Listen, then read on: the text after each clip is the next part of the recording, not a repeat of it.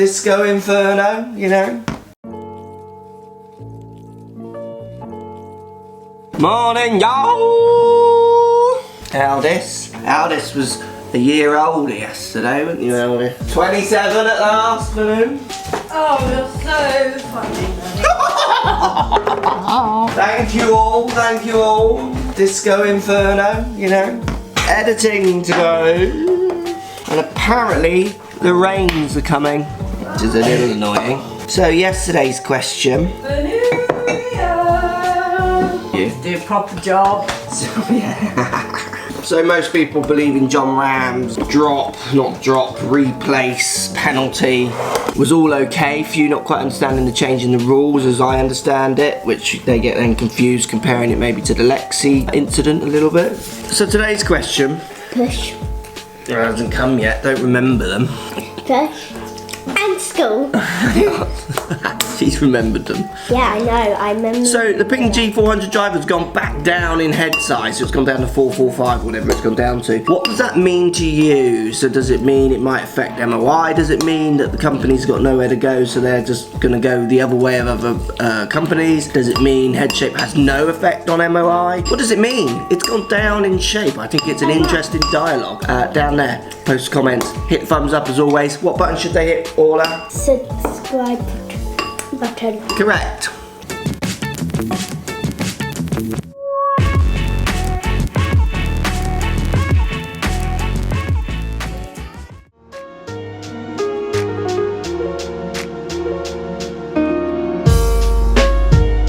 So today's swing, let's look at grip. So we're going to talk about grip and then in turn loft and then in turn maybe body movement. So what I mean by this is this player is quite happy to move very much forward of the ball with their upper body. But you've got to remember they're starting with a lot of loft.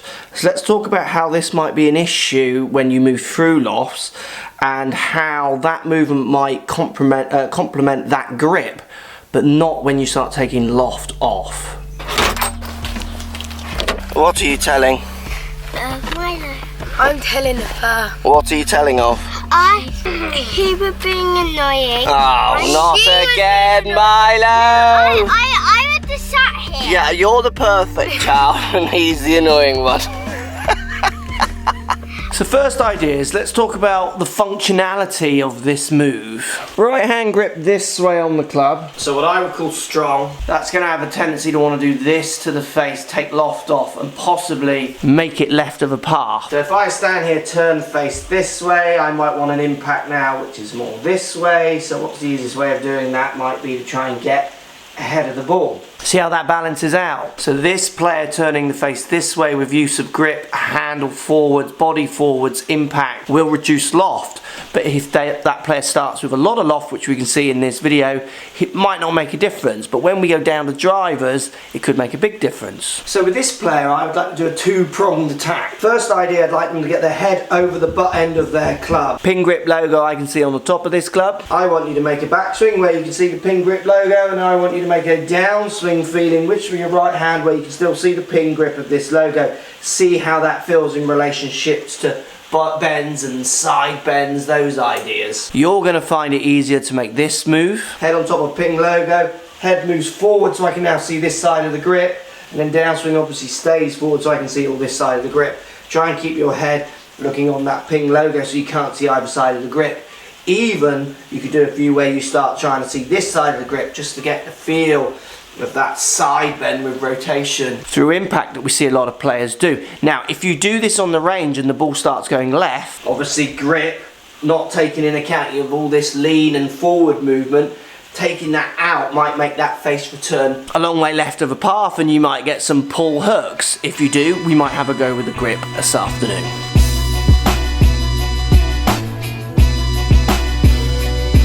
It's raining, no one wants to see all this. Let's answer your questions. Morning, Brad. Morning. Just watching some of your content and had a question from my dad. He is struggling quite a lot with a serious case of the shanks. He is actually blaming me because I tried to help with the chipping tip of maybe keeping it a little more outside the line. I've looked online and can't really see anything. He's convinced it's because of that or swaying. If you could help, it would be really great. It seems to be ruining his golfing fun. Cheers, bruh. Keep up the good work. The shanks are horrible. The most interesting connection for me is the swaying one. This is the biggest issue with golf tuition and the message people have been pushing out for years, me included years ago, and I stopped that message as quick as I could when I learned more. Swaying doesn't cause anything. Swaying might make an individual hit some out of the neck. I've never seen that. But it's often a connection golfers make, and this is why people don't fix the shanks. The shanks are an inability to control the sweet spot of the club. So the sweet spot is moving around your body and line it up with the ball. So it's the fact that you're delivering the sweet spot this side of the ball. And it's as simple as that. The trick is to practice the skill of hitting the ball with whatever path you hit on.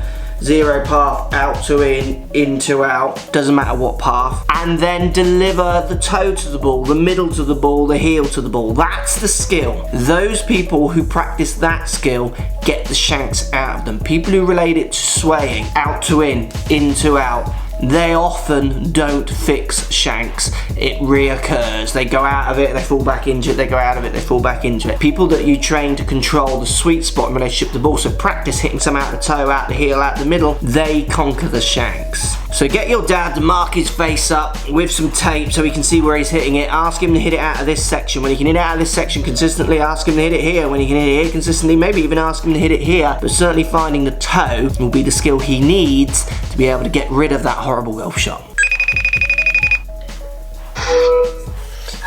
Coach us! Alright. I'm just showing the world that you still exist. Still here. Some people worried with the Dan Hendrickson in the ping tests, but I just want to show him that Coach is still here. He is still alright like me. Yeah.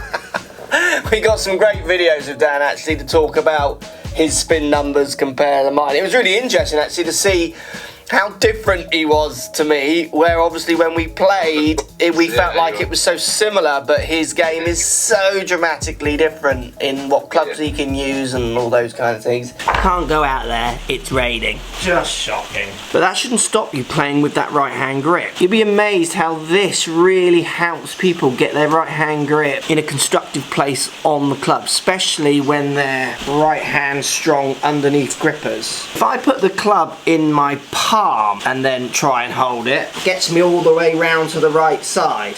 Now if I try and just pinch thumb and first finger together underneath the club, it needs to separate from that finger here. So first finger separates from this one, and that allows me to hold it more in my right hand, almost like how I would hold a pencil, which then in turn for lots of golfers gets the club a bit more in the base of their right hand fingers, and then in turn on a more constructive place on the club, so they're not struggling with that hand underneath. Playing with your grip indoors when you can't get out is as important, if not more for some people, than just going to the range and hitting shots. It's a wet one.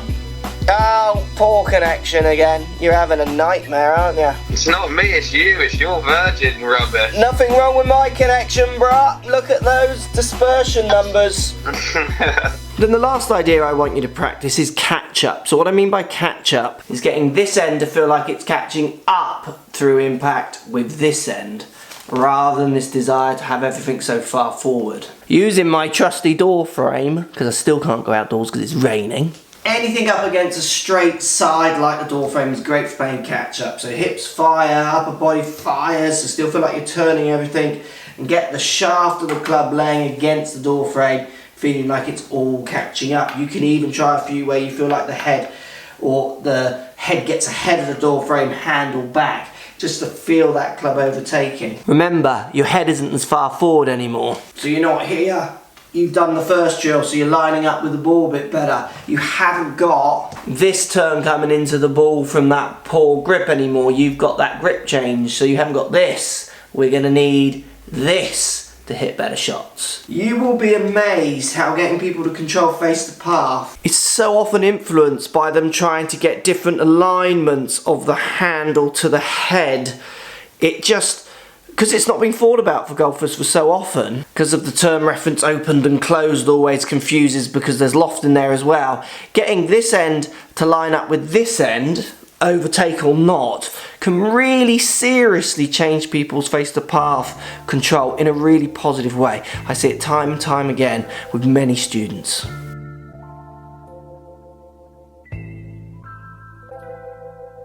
Come on, Conta. Tuesday night is fajitas night. Thanks for watching, everyone. See you all tomorrow. Remember, post comments down there, hit thumbs up down there, hit that subscribe button. Also down there. And let me know what you think about the G400 going down in size. Where are clubs going? If not backwards, is it forwards? Is it sideways? Is it new? What goes down there? See you tomorrow.